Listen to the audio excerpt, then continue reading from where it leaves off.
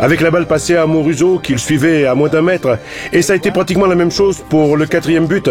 Alors les joueurs et Van der Sar pensèrent qu'il remettait de nouveau la balle en jeu pour Amoruso, alors qu'en faisant cette feinte, il attira dans les buts. C'est ça la Juventus de Lippi, belle et insaisissable. Zidane en est le leader silencieux. Le seul défaut de Zizou, c'est qu'il est trop gentil, donc ça veut dire qu'il est trop collectif.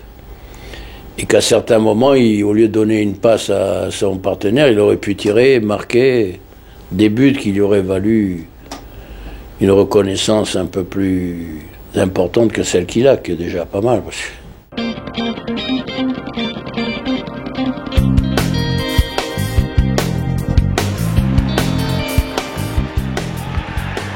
Plus beau qu'utile. Avec cette déclaration, Gianni Agnelli a donné la définition que beaucoup partagent de toute l'expérience de Zidane à la Juventus.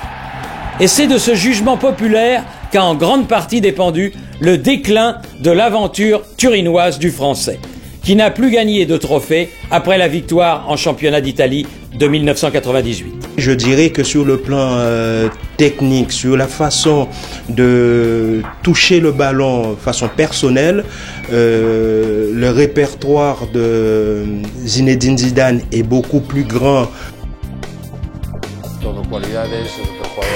C'est vraiment un joueur haut de gamme, un joueur esthétique que l'on aime voir jouer. Il joue sans aucun problème des 2 pieds. Il contrôle les zigzags du pied droit et du pied gauche. Il voit le ballon toujours avant les autres. Et s'il existe une action technique et qui peut le définir, eh bien, c'est son contrôle. Il quitte vite le ballon afin de tirer immédiatement.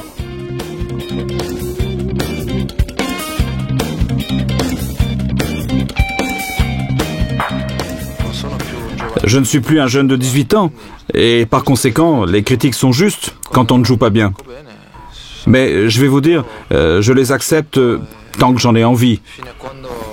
Le jour où j'en aurai marre de tout ça, eh bien, j'arrêterai. C'est simple. Si à certains moments, on a douté à la Juventus de l'utilité de Zidane dans les succès de l'équipe, il n'y a jamais eu la moindre réserve en France pour considérer que Zidane était indispensable en équipe de France. La Coupe du Monde 1998 en est la preuve, même si Zidane ne s'est montré vraiment décisif que durant la finale contre le Brésil. Quand il arrivait en finale, il n'était peut-être pas encore considéré comme le meilleur joueur du tournoi.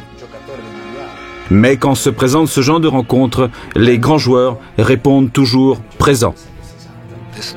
À ce stade-là, il faut qu'on gagne la coupe pour entrer dans l'histoire.